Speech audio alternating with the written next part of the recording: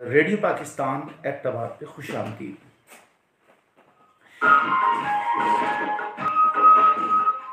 आप सुन हस्बे रिवायत प्रोग्राम सुबह सरबन।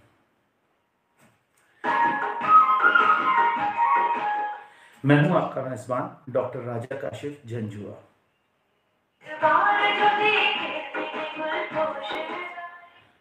प्रोग्राम प्रोड्यूसर हैं इफ़त अलवी।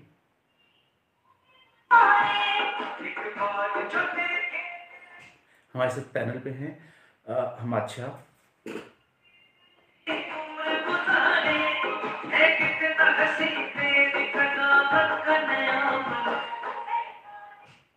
ड्यूटी पे हैं सैफुर रहमान।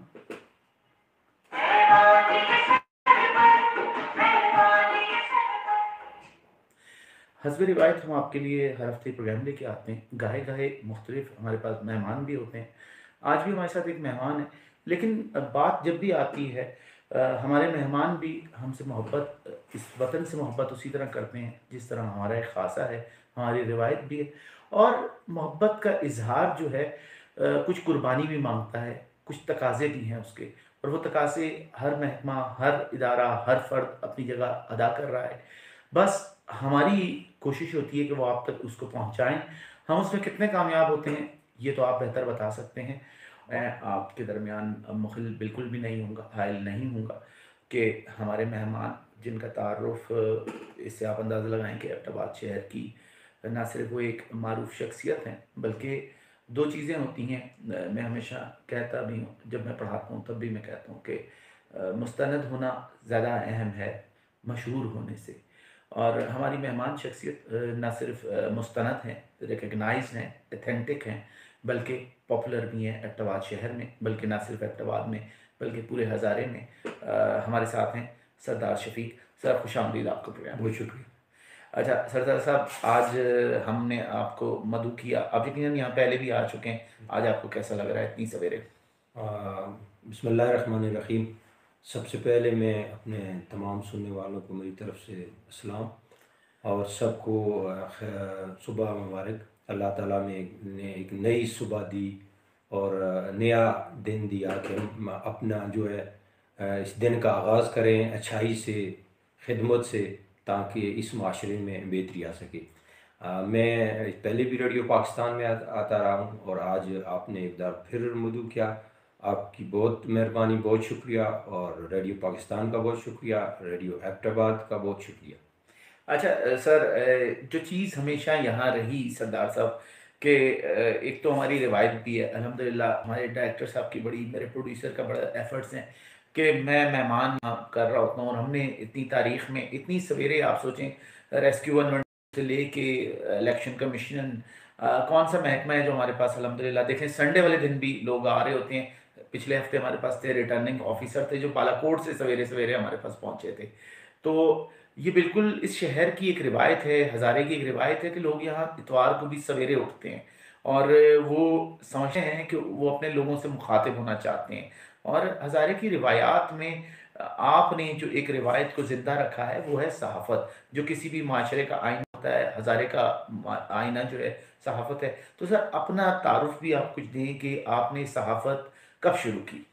मेरे भाई डॉक्टर साहब, मैं थोड़ा सा वो जो आपने सवेरे की बात की, जी जी। मेरे प्यारे आका दो जहान हज़रत मोहम्मद सल्लल्लाहु अलैहि वसल्लम का इरशाद है कि जिसने वही कामयाब है जिसने सुबह की दो सुन्नतें पढ़ ली, वो नहीं कामयाब जिसके पास खरबों डॉलर हैं। तो सुबह उठना हर मुसलमान का फ़र्ज़ है, और सुबह उठ के सूरज निकलने से पहले नमाज फ़जर अदा करें और उसके बाद जो है अपने कारोबार में लग जाएं। जो लोग सुबह उठते हैं वो ज़िंदगी में कामयाब रहते हैं, हर लिहाज से उनकी सेहत भी अच्छी रहती है, उनकी ज़िंदगी भी अच्छी गुजरती है।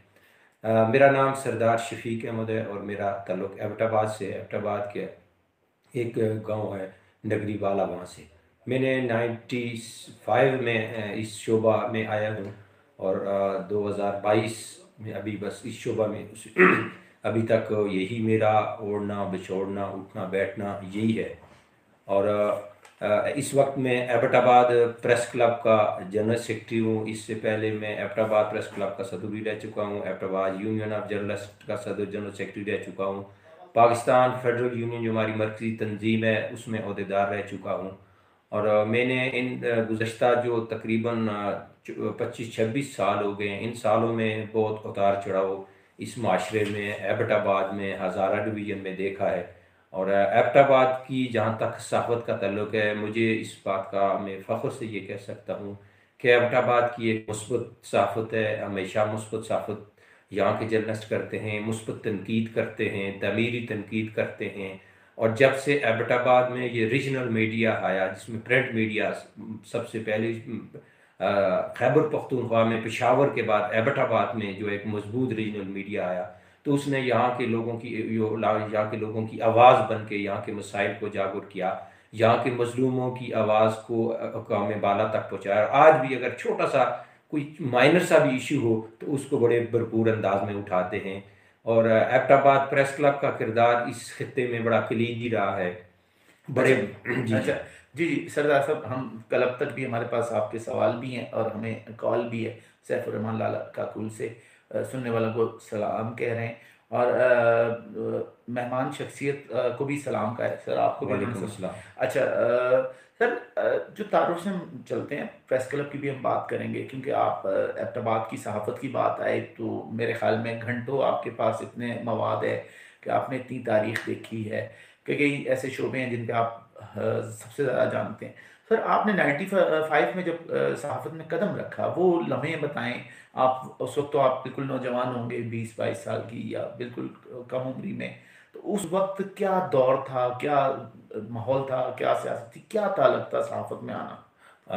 एबटाबाद में जब मैं सहाफ़त में आया तो उस वक्त एबटाबाद से एक अखबार निकलता था, रोज़नामा शुमाल, और उससे पहले यहाँ पर एक मुस्तकबिल के नाम से अखबार निकला।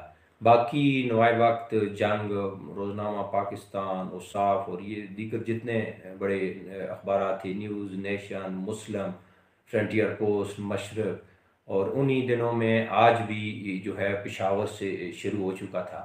तो जब एबटाबाद में आया तो मैंने रोज़नामा शुमाल से रिपोर्टिंग का आगाज़ किया, और अच्छा। उसके बाद फ़ौरन बाद जो है हमने 97 में एबटाबाद से रोज़नामा आज का इजरा किया। अच्छा, अच्छा, ये बताएँ, आप जब आए क्योंकि एबटाबाद के सुनने वालों के लिए वो लोग जो सहाफ़त में आना चाहते हैं, वो यकीनन आप उनके लिए एक रोल मॉडल हैं, वो समझना चाहते हैं कि कितनी स्ट्रगल होती है। उनको यकीनन ये इल्म होना चाहिए कि सहाफ़त अगर आपकी एक कॉल पे पूरा हज़ारा आन खड़ा होता है, तो उसके पीछे आपकी एक स्ट्रगल है। लोगों को लगता है एक सहाफ़ी के बड़े ताल्लुकात होते हैं और बड़ी बाअसर शख्सियत होती है।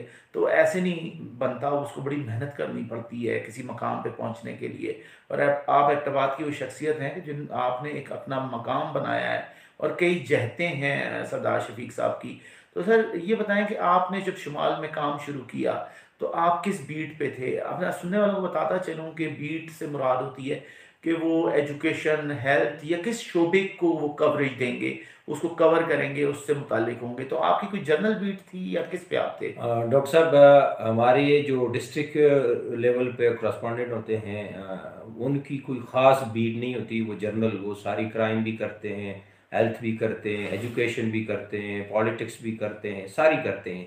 अच्छा। बीट्स होती हैं जहाँ पर बेस होते हैं किसी भी अखबार के या चैनल के, वहाँ पर बड़े शहर जैसे कराची है, वहाँ पर बीट है, लाहौर है, मुल्तान है, पेशावर है, कोयटा है, बड़े शहरों में बीट का किरदार है। अच्छा। लेकिन जो छोटे डिस्ट्रिक्ट हैं वहाँ पर जो साफ़ी है वो तमाम शोबों में काम कर रहा होता है। अच्छा, अच्छा, ये आपकी बात ठीक है कि यहाँ यकीनन हमारे सुनने वालों को यकीनन इल्म में आएगा कि एबटाबाद में ऐसा नहीं था।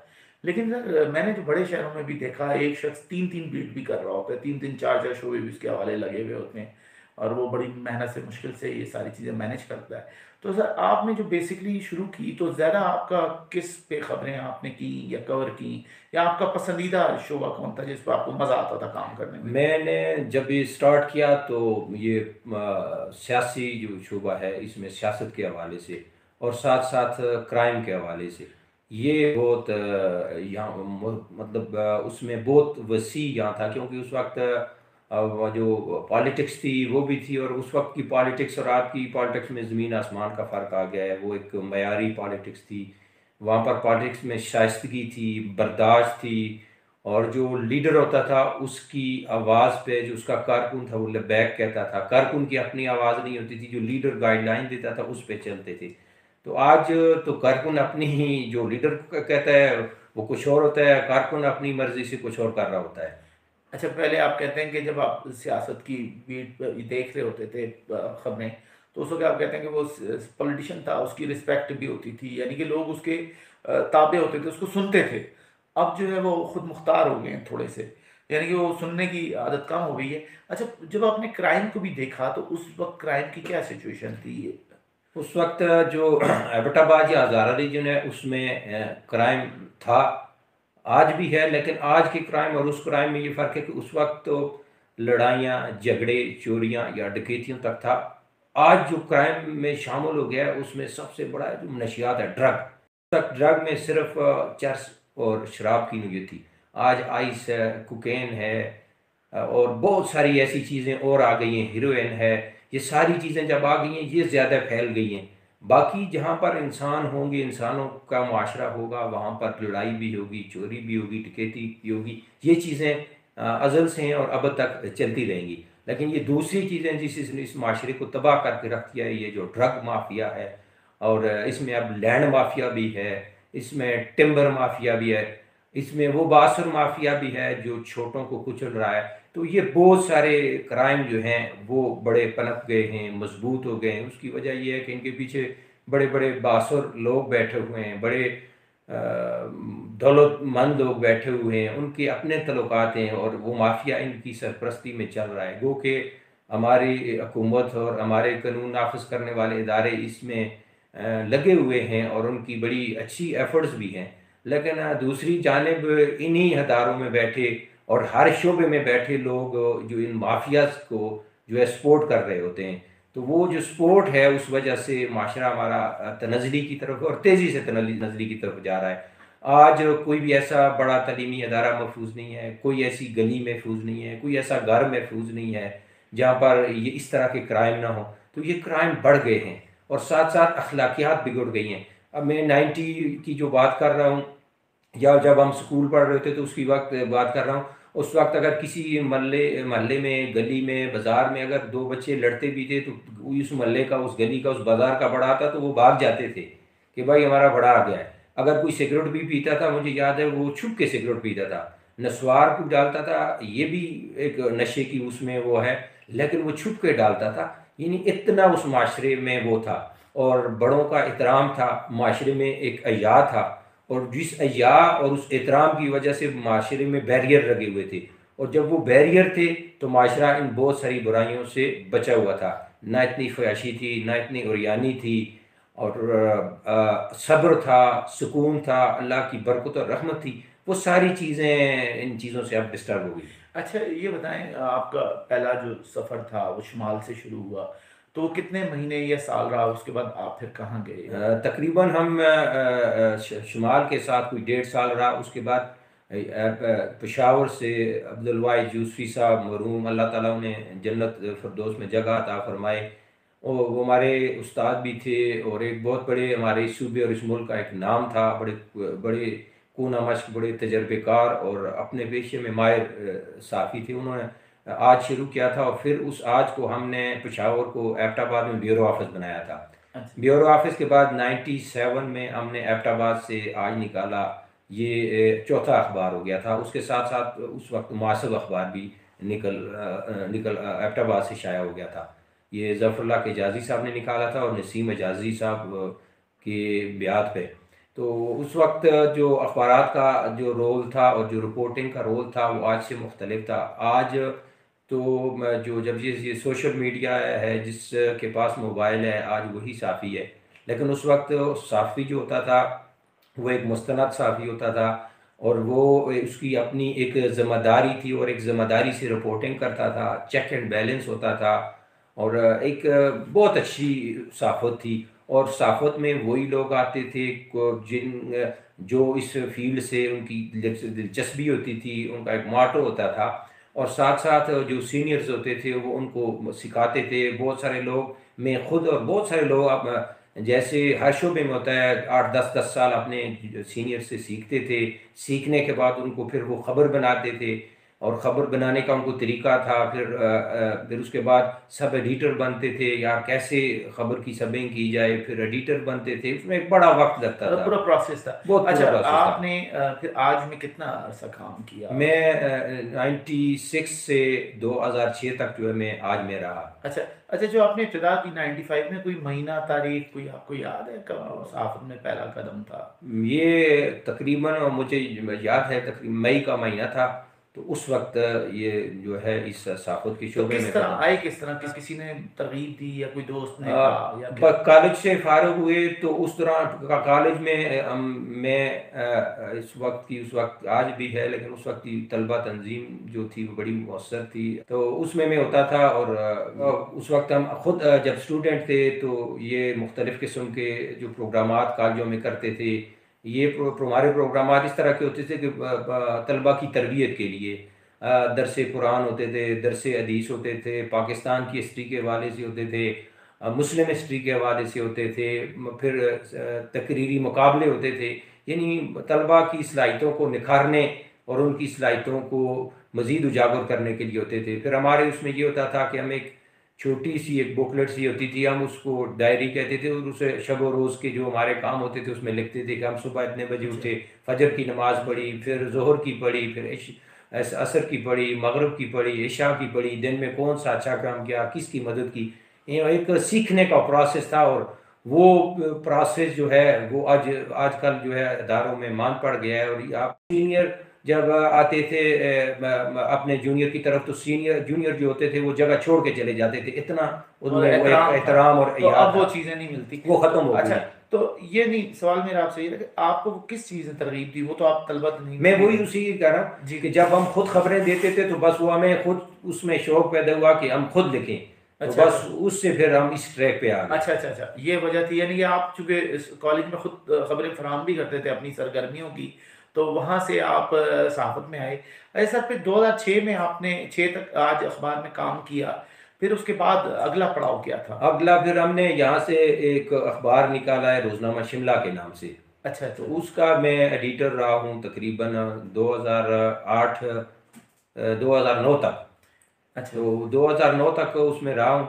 फिर उसके बाद जो है हमारा पेशावर से एक अखबार निकलता है, हमारे दोस्त हैं ताहिर फारूक साहब, उनके वालिद साहब थे शरीफ फारूक साहब, वो अच्छा, बड़े एक यहाँ इस मुल्क के नामी गिरामी जर्नलिस्ट थे। तो उनका एबटाबाद से अखबार निकलता था हिदायत, तो मैं उसका एडिटर हो गया। और साथ हमारे उसाफ अखबार है जो इस्लामाबाद से निकलता है, उसका मैं ब्यूरो चीफ हो गया। तो उन्हीं के साथ आजकल काम कर रहा हूँ। और फिर मैं यहाँ पर हमारे बुज़ुर्ग थे केपी के और दी न्यूज़ के एडिटर भी रहे हैं, बहुत बड़े तजिया निगार थे रहीमुल्ला यूसुफ जई साहब, वो हमारे जी, जी। बुज़ुर्ग भी थे, हमारे दोस्तों में भी थे। और उनके तवसत से कभी कभी न्यूज़ में भी लिखता लिखता रहा हूँ। अच्छा, अच्छा। और साथ साथ मैंने बहुत ज़्यादा इस साफ़त के हवाले से आर्टिकल भी लिखे हैं। आर्टिकल में जो है टूरिज़म के हवाले से हैं, हेल्थ के हवाले से हैं, एजुकेशन के हवाले से हैं, और वो अच्छा, और मौजूदा जो सियासत है जो जिस वक्त की चल रही होती है और उसके एक हवाले से एक एक लिखा कोई है। वेबसाइट भी ग़ालिबन आप जी, चलाते हैं? मेरी वेबसाइट भी है, अलवतन न्यूज़ से उनकी वेबसाइट भी है, और अपना वो वेब चैनल भी है, उस पे भी वो कर रहे हैं। और साथ साथ मैं 2004 से जो है ये जो जर्नलिस्टों की हमारी तंजीमी साखत है, इसमें हूँ मैं। पाकिस्तान फेडरल यूनियन भी रहा, हैदराबाद प्रेस क्लब में जब 2004 से जो ऑनवर्ड आज तक हम मिल के डेमोक्रेटिक ग्रुप आया, और डेमोक्रेटिक ग्रुप की बुनियाद पर जो है अल्लाह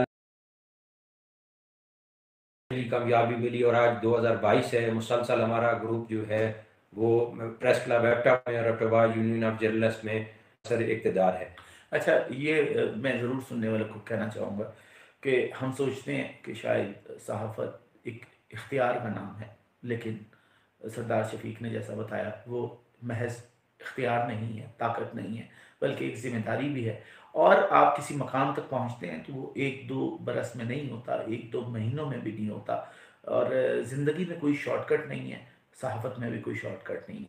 95 के मई 1995 में उन्होंने ये काम सिलसिला शुरू किया सहाफ़त में जब इन्होंने कदम रखा। आज 2022 है और एक बहुत बड़ा वक़्त गुज़र चुका है।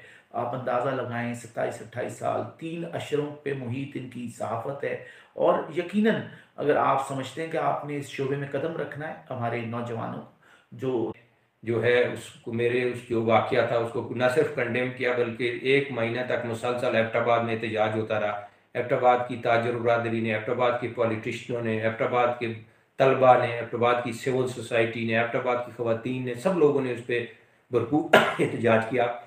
तो उसकी वजह ये थी कि हमने जो साफ़त की और मेरे जो दोस्त हैं हमने वो साफ़त की जिससे लोगों को फ़ायदा, इस माशरे को फ़ायदा, एबटाबाद की तमीर और तरक्की में, हज़ारात की तमीर और तरक्की में उसको फ़ायदा हुआ।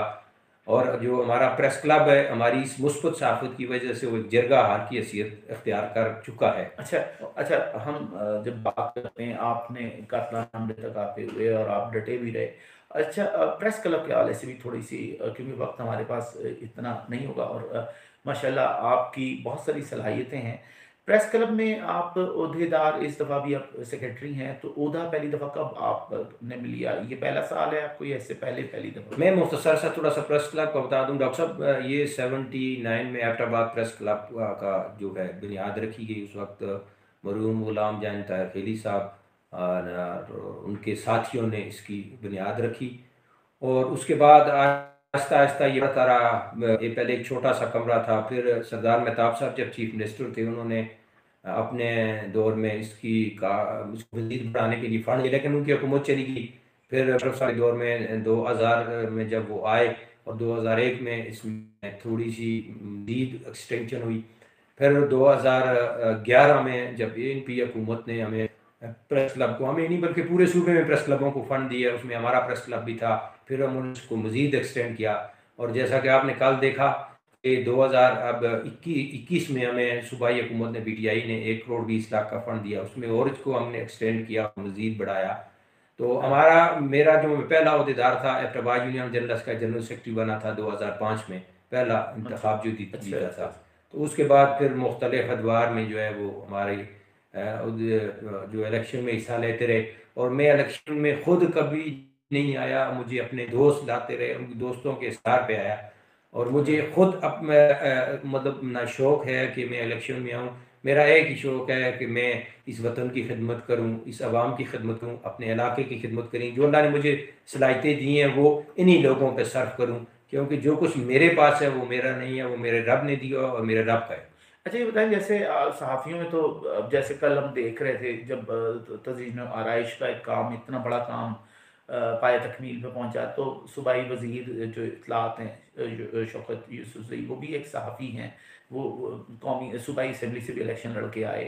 हमारे पास यहाँ बहुत सारी मिसालें मिलती हैं। एबटाबाद में हम सरदार शुजा को देखते हैं कि वो इलेक्शन भी लड़ते और नायब नाज़िम तक बने। तो आपके ज़हन में कुछ आती है ऐसी ख़्याल कभी के डॉक्टर साहब, मैं पाकिस्तान की जो ये अभी सियासत का जो हाल हो रहा है, शायद पहले कभी फिर 90s का जो था उसमें फिर अब बंदा सोच सकता था। मेरे ज़हन में कतन कोई ऐसी वो नहीं है और ना ही मैं इस अपने शोबे को छोड़ के इस सियासत में आऊँगा। ये जो मेरा शोबा है इसमें मुझे अल्लाह ने बहुत रिस्पेक्ट दी है और जितनी रिस्पेक्ट दी है मैं इसके काबिल नहीं हूँ। और बाकी जिस तरह आपने शुजा साहब की बात की, शौकत यूसुफ़ज़ई साहब की बात की और बहुत सारे और हमारे जर्नलिस्ट हैं जो आए इस शोबे से साफ़त से निकल के वो वज़ीर भी बने, मुशाहिद हुसैन सैयद साहब हैं और इस तरह के बहुत सारे नाम हैं। बेसिकली क्या में पाकिस्तान में भी एक जर्नलिस्टों का बहुत बड़ा रोल था। देखें जिनमें कायद-ए-आज़म के साथी थे उनमें बहुत सारे जर्नलिस्ट थे। खुद कायद-ए-आज़म रहमतुल्लाह अलैह ने अखबार डॉन अखबार और दूसरे जो अखबार हैं वो उनकी सरपरस्ती में चले और क़याम पाकिस्तान और इस्तिकाम पाकिस्तान में साफ़ियों का बहुत बड़ा रोल है, क्योंकि साफ़ी हर वक्त जो है अपोजिशन का किरदार अदा करता है। हकीकी मानों में साफ़ी ही हैं जो अपोजिशन का किरदार अदा करते हैं, जो हुकूमत को आइन है कि भाई ये मसला है, ये मसला है, आपकी ये पॉलिसी गलत है, ये पॉलिसी गलत है।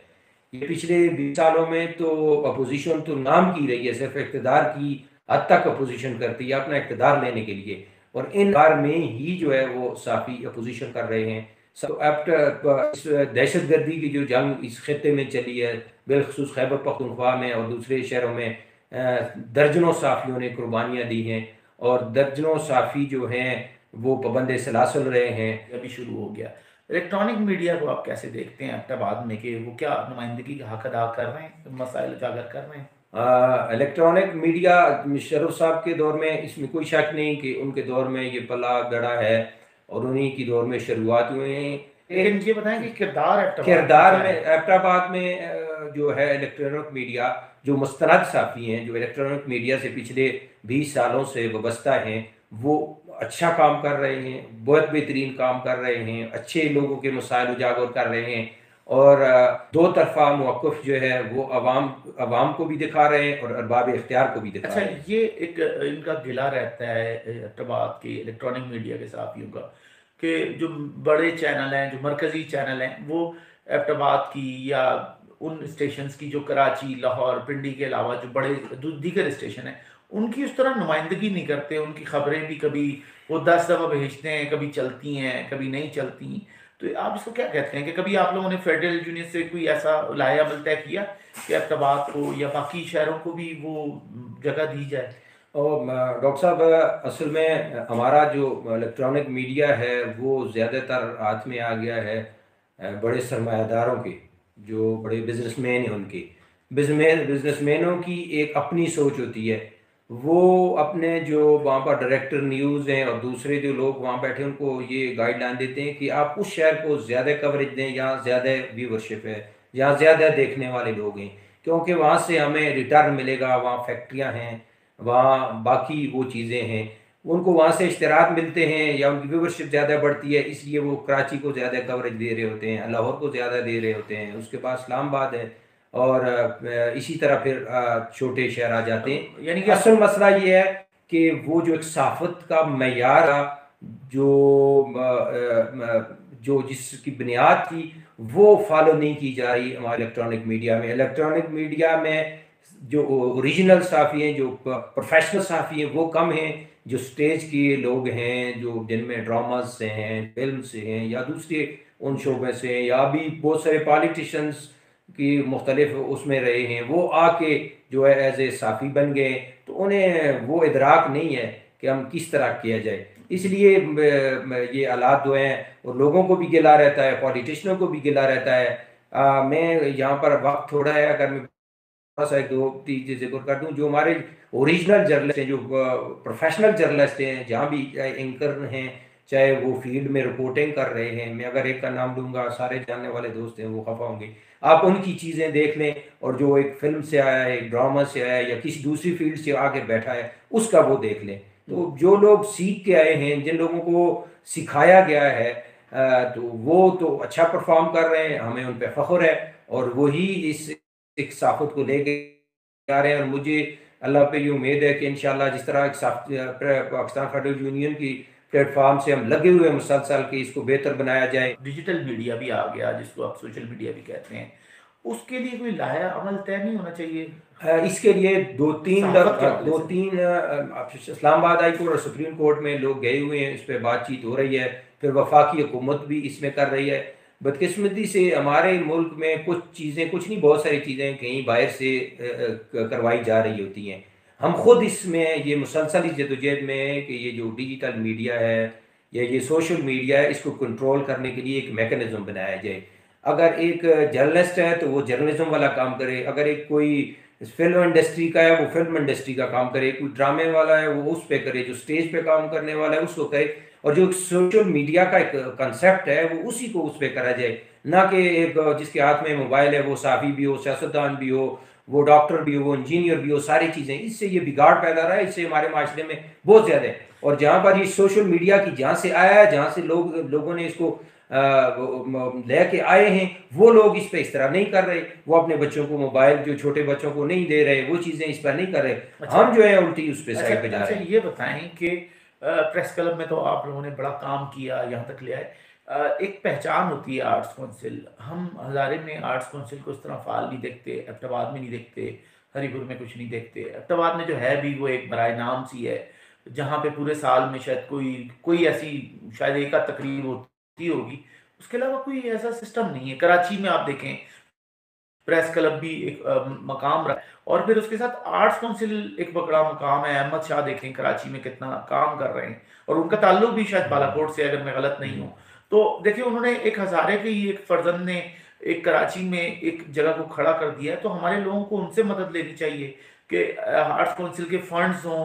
और फिर प्रेस क्लब के जो मेंबरान होते हैं उन सबको तो वैसे ही आर्ट्स काउंसिल की मेंबरशिप एजाजी उनके साथ ही दे दी जाती है एजाजी तौर पे, जो कराची में हो रहा है। तो यहाँ ऐसा क्यों नहीं है? आप लोग इस बारे में क्या सोचते हैं? बदकिस्मती से जो हमारी हुकूमतें रही हैं माजी में, उन्होंने ये हमारी जो सकाफ़त है और ये आर्ट्स कौंसल जितने जो भी हैं, इन पे इनको फंडिंग नहीं की। जब इनको फंडिंग नहीं आई, महंगाई दिन पे दिन होती रही, लोगों के अपने रोज़गार के बड़े मसाइल पैदा हुए, तो ये चीज़ मान पड़ गई। एक वो वक्त था जब एबटाबाद में हज़ारा वसीन आर्ट कौंसल का एक बहुत बड़ा मुकाम था, और इसके साथ इनकी जो झेली तंजीमें थी, जलालबाग ऑडिटोरियम में अक्सर हमारे फंक्शन होते थे। उससे हटकर जब छोटे मतलब एबटाबाद में नेशनल सेंटर होता था, उसमें होते थे। तो वो चीज़ें थी। अब थोड़ी ये है कि मान पड़, और बिल्कुल। हमारी मुसलसल अब ये कोशिश भी है, जो ये हमारे इस शोबे से जो कल्चर से वाबस्ता लोग हैं, इनके लिए हम गाए बाए आवाज़ भी उठाते हैं। कल करनी पिछले साल एक हमने बड़ी कोशिश की थी, और जब मियाँ इफ्तिखार साहब मिनिस्टर थे, तो उस वक्त हमने एक मिल के एक पूरी डायरेक्टरी बनाई थी, जो लोग कल्चर से वाबस्ता थे। उसमें साफ़ी भी थे, अदीब भी थे, ये सारे के लोग। फिर इनके लिए हमने एक सारे लोगों ने मिल के एक स्कॉलरशिप अनाउंस कराया था। फिर कुछ अर्सा चलता रहा, फिर दरमियान में बंद हुआ। पिछले साल भी हमने यहाँ पर कुछ हमारे जो इस कल्चर से वाबस्ता लोग थे, बेचारे अब बीमार भी हैं, बूढ़े भी हो चुके हैं, उनके लिए कोशिश की। तो हम अपने तौर पे कोशिश कर रहे हैं, लेकिन असल चीज़ ये है कि इसमें हुकूमती सरपरस्ती की भी बहुत अशद ज़रूरी है, नहीं क्योंकि देखिए, लोग अपने बच्चे पालेंगे या दूसरी तरफ जाएंगे। असल चीज़ ये यहाँ पे आ जाती नहीं है। जैसे आपने प्रेस क्लब के लिए भी इतने फंडिंग भी हासिल की, उसको एक वकार भी दिलाया, और आर्ट्स काउंसिल तो पहचान होती है ना सकाफत की, तो उसके हवाले से कोई आप सोचेंगे कि जैसे स्पीकर साहब से आप लोगों के एक यकीनन वो उन्होंने कल कहा भी कि मेरा तो सहाफ़त से बुनियादी एक ताल्लुक रहा, 1980 के ज़माने का भी उन्होंने जिक्र बिल्कुल, किया, बिल्कुल यही तो बात है। उनका इंटरेस्ट यकीनन होगा। तो ये आप यहाँ आज प्रोग्राम में कहेंगे कि आप उन तक ये चीज़ ज़रूर पहुँचाएँगे कि काउंसिल को बाइख्तियार भी करें, उसको एक proper system, arts arts council के मेंबर तो बन सकते हैं ना, तो एक मेंबरशिप खोली जाए। फिर उसके साथ ये कि हर चीज़ के लिए कमिश्नर हज़ारा की तरफ आपको देखना पड़ता है, अब वो ताउन करें, ना करें। एक आपको हॉल बुक कराना है तो उसकी एक बड़ी फीसें देनी है। एक आम कल्चरल ड्रामा करने वाले बंदे के पास इतने पैसे नहीं हैं, क्योंकि अहमदाबाद में कोई बंदा शायद ही हो जो जाके वहाँ पे पैसे भी अदा करेगा। एक ड्रामा राइटर भी हम लाने को तैयार हैं। मुझे लगता है आप भी कर सकते हैं, हम सब मिलके इसको एक पहचान दे सकते हैं। जैसे कराची में है, महीने में एक आध ड्रामा तो जायज़ है कि आप संडे 2 दिन, संडे संडे वाले दिन भी अगर वो एक ड्रामा चले, और हिंदको में वो एक खूबसूरत कल्चरल एक्टिविटी हो, और यहाँ की पहचान बने। लोग जो यहाँ के बिगड़ रहे हैं, बच्चे मंशियात की तरफ जा रहे हैं, वो इस तरफ आएँ कि देखें एक्टिंग कैसे होती है, हम यहाँ से टैलेंट प्रोड्यूस करें। मैंने ये भी सुना है कि कुछ ऐसे इदारे जो ड्रामे के बड़े प्राइवेट सेक्टर के भी बड़े नाम थे, वो कराची में शिफ्टिंग कर गए हैं या करने वाले हैं, और आहिस्ता-आहिस्ता बड़ा रुझान बढ़ रहा है। तो हमारे पास टैलेंट जिसको हम कहते हैं एक्टिंग का, होस्टिंग का, बहुत सारों का, वो हम एतवार से प्रोड्यूस कर सकते हैं। तो आप क्या डॉक्टर साहब समझते हैं? इस तरह है कि आप यही नहीं कहें, जब से ये हमारा इलेक्ट्रॉनिक मतलब ये सोशल मीडिया और साथ हमारा निजी मीडिया ज़्यादा फैला है, जो सिनेमा था वो आप देखें पूरे मुल्क से सिनेमा गायब हो गए हैं। सिर्फ लाहौर में थिएटर क्या तक चलते हैं। ठीक है, कुछ ड्रामे भी चल रहे हैं, लेकिन वो जो कराची लाहौर एक था, पूरे बड़े सगीर में था कल्चर का, वो वहाँ पर क्या हालात हो गए हैं। पेशावर में होते थे, वहाँ पर क्या है, कोई अच्छा यहीं सिनेमा, का ही मसला नहीं है, ये मसला है। लेकिन मैं आज आपके प्लेटफॉर्म से ये अपने जो जितने भी हमारे इस शोबे से लोग वाबस्ता हैं, मैं उन्हें ये पैगाम दे रहा हूँ अपने प्रेस क्लब और अटवाज यूनियन जर्नलिस्ट की तरफ से। हम उसकी भरपूर सरपरस्ती करेंगे। हम उनको अपना हाथ भी इस्तेमाल करने की देंगे, ये नहीं कि उनसे पैसे लेंगे, फ्री ऑफ कास्ट देंगे। जलालबाग जो ऑडिटोरियम है, इंतज़ामिया को, कमिश्नर साहब को, उनको भी इस पे वो करेंगे कि जो लोग ऐसी एक्टिविटी करना चाहें, हम उनको फैसिलिटेट भी करेंगे। जो हमारे बस में वो करेंगे, उनको हाल भी इंशाल्लाह फ्री ऑफ कास्ट मिलेगा। लोग आएँ, हम उनके साथ ताउन करने के लिए तैयार हैं। एक पूरी मिनिस्ट्री मौजूद है, आज जो हमारे मिनिस्टर हैं शौकत यूसुफ सही साहब, वो वज़ीर सकाफ़त भी हैं, साथ वज़ीर मेहनत भी हैं, तो हम उनसे भी वो कर सकते हैं। तो इसलिए यहाँ कोई आगे आए तो हमारा किरदार उनके साथ है और हम इसको फ़रोग़ देंगे अच्छा, इंशाअल्लाह। अच्छा, वक़्त हमारा इख्तिताम पज़ीर हुआ चाहता है, वक़्त बिल्कुल इख्तिताम पे। आखिर में ज़रूर आपसे ज़रूर कहना चाहूँगा कि सहाफ़त के शोबा यूनिवर्सिटीज़ में, हज़ारा यूनिवर्सिटी में मौजूद है, अट्टाबाद यूनिवर्सिटी और हरीपुर यूनिवर्सिटी में इस वक़्त मीडिया का शोबा नहीं है। इसके हवाले से आप क्या समझते हैं कि आप कोई कदम उठाएँगे इसके हवाले से? हमारे क्योंकि अब मैं जो चीज़ें जब पूरा माशरा और ये चीज़ें जब तरक्की करती हैं मज़ीद, अब यूनिवर्सिटियों में देखें लॉ है, सिर्फ हज़ारा यूनिवर्सिटी में है, एबटाबाद में, हरीपुर में नहीं है।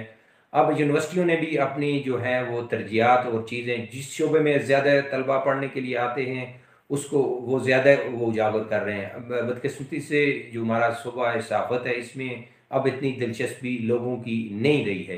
तो इसलिए वो यहाँ पर यूनिवर्सिटियों में नहीं है। तो मैं अपने जो हायर एजुकेशन है खैबर पख्तूनख्वा की जो मिनिस्ट्री है उनको, खैबर वज़ीर आला खैबर पख्तूनख्वा महमूद ख़ान से ये मुतालबा करता हूँ कि पूरे पाकिस्तान की यूनिवर्सिटियों में जो है जो पार्ट टाइम, क्योंकि बहुत सारे लोग साथ फील्ड में भी होते हैं, उनके लिए शॉर्ट कोर्सेज़ जो शॉर्ट हैं कोर्सेज़ के शुरू कराए जाएँ और उनको सहाफ़त की जो दौरे जदीद के जो तकाज़े हैं उनके मुताबिक उनको तालीम दी जाए। क्योंकि तरबियत जो होगी वो तो आके फील्ड में होगी, जी। वहाँ पर वो पढ़ के आएँगे तो फील्ड में आएँगे तो उनको वो होगी। और साथ-साथ प्रेस क्लबों को इस लिहाज से मजबूत किया जाए कि वो जो प्रोफेशनल जर्नलिस्ट हैं वो जर्नलिस्टों की तरबियत के लिए अपना किरदार अदा करें। चलें, बहुत शुक्रिया। आज प्रोग्राम का वक़्त इख्तिताम पज़ीर हुआ। हमारे साथ थे तवात प्रेस क्लब के सेक्रेटरी सरदार शफीक साहब। सर, बहुत शुक्रिया, आज बहुत आप आए, शुक्रिया, हमें बहुत आपने शुक्रिया। वक़्त दिया। और अगले प्रोग्राम तक दीजिएगा मुझे इजाज़त। और प्रोग्राम एंड में फिर बताता चलूँ, हमारे प्रोग्राम प्रोड्यूसर थी इफ़त अलवी, पैनल पे थे अमाद शाह और हमारे पास थे सैफुर रहमान स्टाफ पे। और दीजिएगा अगले हफ्ते तक इजाज़त। अल्लाह हाफ़िज़।